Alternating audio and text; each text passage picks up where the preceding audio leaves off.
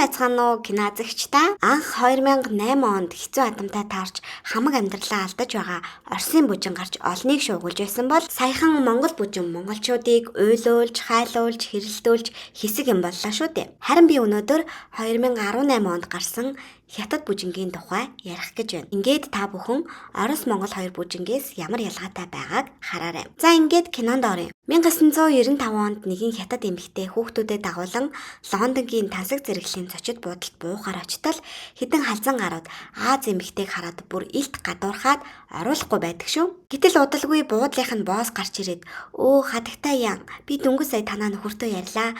Тавтай морил гэд долгоноод сүйд болж. Тэгээд нөгөө халзан гаруудад хандаж тэдний өрөөг хурдан бэлд. Тэгээд бас шинэ босстойгоо танилцс би дөнгөж сая тэдэнд буудлаа зарчглаа гэж авдээ. За харж байна уу? Тэд бол галзуу баян Азууд. Зүгээр л нэг өрөө түрээсэлж хоноглох гэсэн биш. Гэдэнд хөдлөнгүүд бүхлээр нь худалдаад авчиж байгаа юм. Тэгээ нөгөө халзан гард гаруу барьж шалаа арч гээд сэтгэл онгойтол хэлж байгаа юм чинь манай босс. За энэ залуу бол өнөө буудлыг бүхэлд нь худалдаж аваад исэн босс ихчийн өв залхамжлах ганц хүү Ник Ян. Харин энэ бол түүний найз охин Ричел Чу. Тэр Америкийн Нью-Йоркд амьдардаг бөгөөд эдийн засгийн профессор хийдэг чамгүй амжилттай ухаалаг эмэгтэй. Тэгээ маш энгийн буюу ганц бие ээж охин. Энэ хоёр удахгүй Сингапур явж Никийн үеэлийн хуримд оролцохоор явах тухайгаа ярилцаад дөнгөж эхэлж байхад нь л Сингапур даяараа мэдээд ээжийн хүүрүүгээ залгаад чи ирэх гэж байгаа мó? Ашгүй дээ, чиний өрөөг бэлдсэн.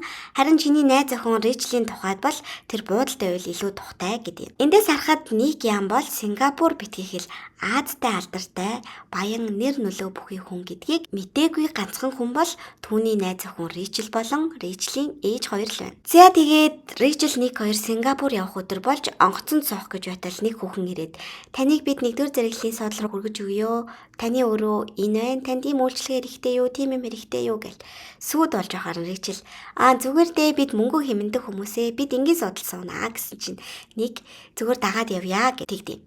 Тэгээд очисон чинь зүгээр тансаг цаашаа. Гайхсан Ричл хүүшээ чи чинь миний Netflix-ээр кино үздэг, муухай газар сагсан бөмбөг тоглодог, заримдаа надаар хоол авахулдаг үсттэй.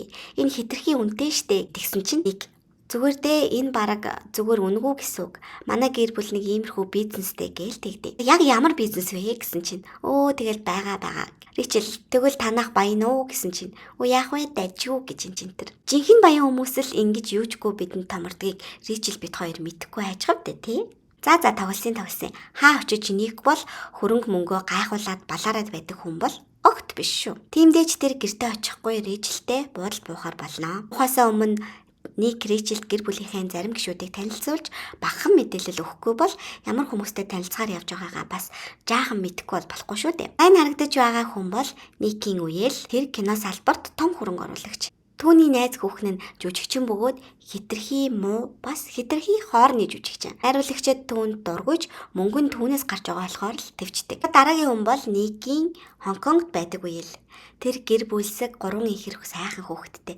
Гимн маш хорчин нэгэн. Бас нэр хүнд зэрэг зэндаа их ярнаа. Гэр бүлийн зураг авахуулаад Сингапурын Vogue сэтгүүлд гарнаа гэсэн чи ихнэрээ загнаад чи над плажа салхад яадын өөр аятайхан юм өмссөн бол Америкийн Vogue-д гарах байсан гэх мэтэр томордог гар. Яа энэ эмэгтэй бол Никийн хамгийн ойр өссөн үеэл актрис. Гэр бүл дундаа хамгийн сайхан сэтгэлтэй, хамгийн лагна нөхөр хүүтэйг амьдардаг. За ингээд манай хоёр онгоцноос буухад хурмаа хийх гэж байгаа үеэл их нэртэйгээ тосож аваад тухгүй сингл партигаа хийн гэж ярилцсаар явцгаав. Сингапурт ирсэн эхний өдрөө Ричл өөрийн их сургуулийн найзтайгаа уулзнаа. Нэрээ манай Ричл чинь Америкт өссөн болохоос хятад хүн шүү.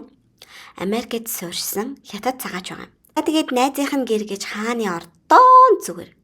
Ээж аав нь идэж ууж байгаагаа гайхуулаад л шинэ баян цээж өвчтэй гэж тэд бол яах аргагүй сүүлийн үед баяжиж байгаа айл юм байна. Тэгээд л хоол идэж үйсэн найзынх нь аав Ричлийг хүүдээ аваад өгчих санаатай. Чи ийм сайхан эмэгтэйтэй л суух хэрэгтэй энтэр гэдээсэн чинь Ричл сандраад хүүе би найз залуутай тэдний гэрийнхэнтэй танилцахаар энд ирсэн гэдэг.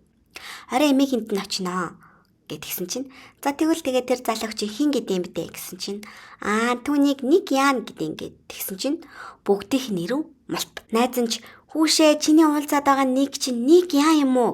Чи ч одоо тэгээд Ник Яны гэр бүлд ийм хувцастай очих гэж байгаа мó гэл бүгд ч олоод тэднийхийг хэр хэмжээний баян айл вэ гэдгийг хэлж өгч байгаамаа. Тэд бол эртний Хятадаас л баян байсаар ирсэн. Бараг л өнөөгийн Сингапурыг гахааны аж ахуй байхаас нь эхлэн өнөө хүртэл хөгжүүлсэн гэр бүл гэдэг.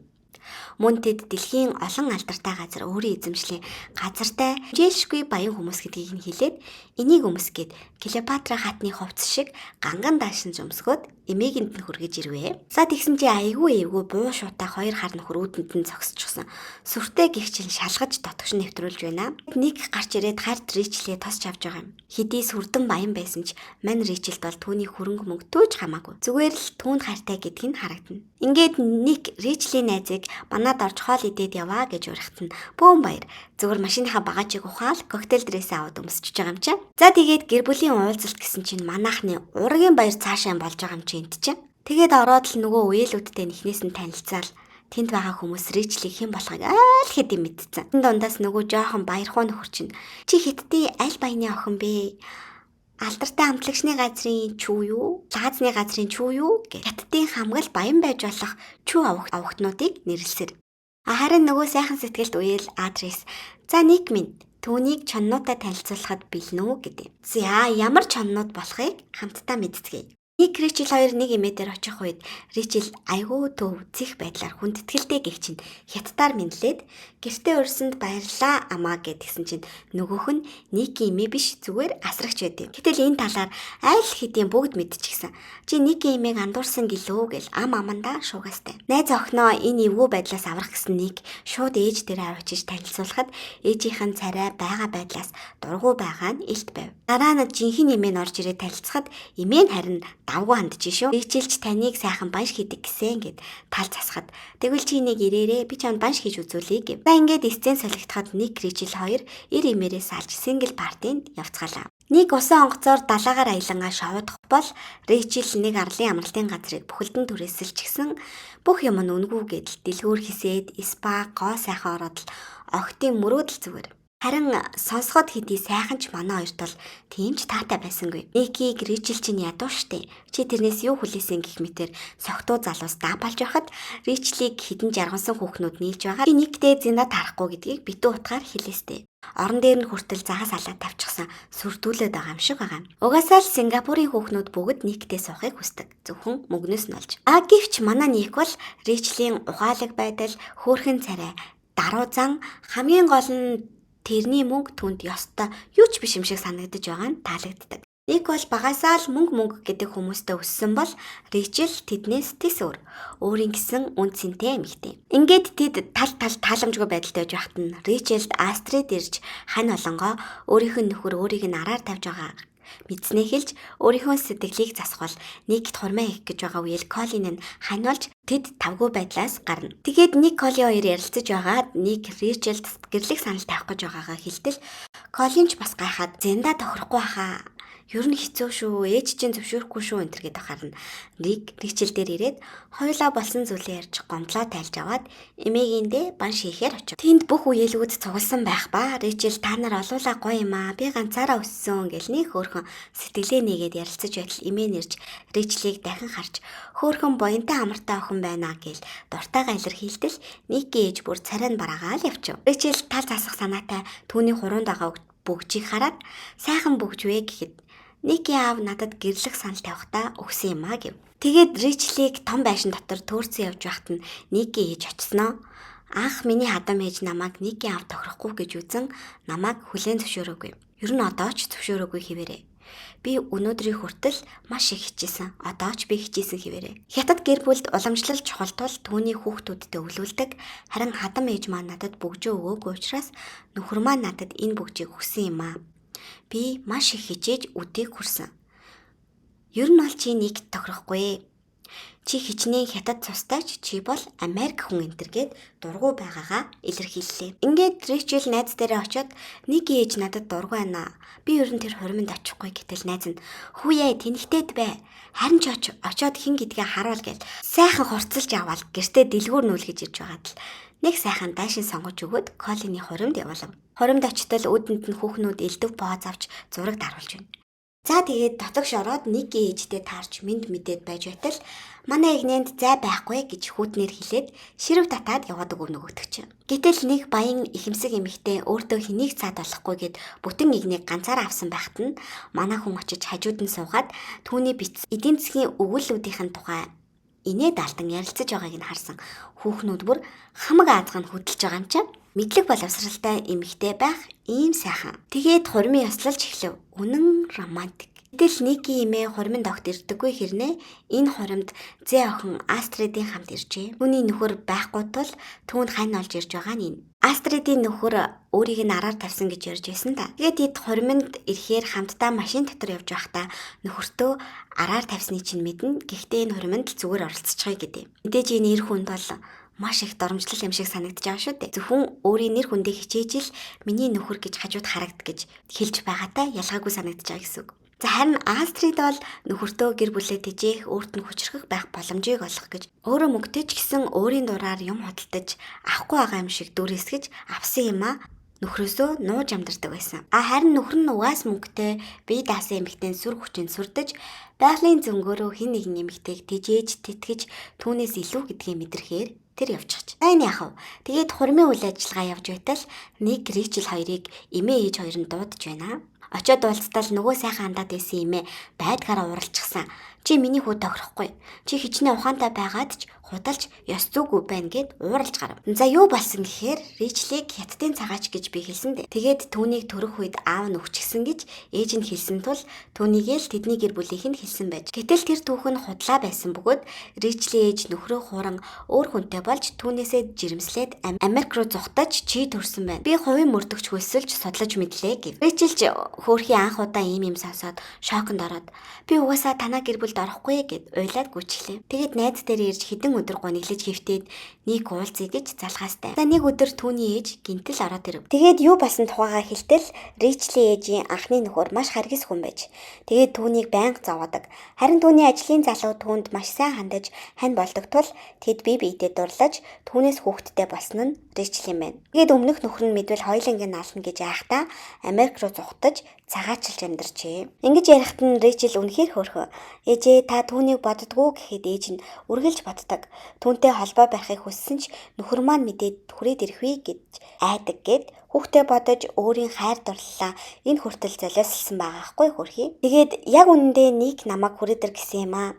Чи явхаас өмнө нэгтэй уулзаарай гэдэг. Гэтэл Ричл нэгт салах тухайгаа хэлээд харин түүний ээжтэй уулзахаар болов. Жаны газар маажаан тоглонгоо нэг надад гэрлэх санал тавьсан. Ихтэй санаа зовлтгүй. Би татгалцчихсан.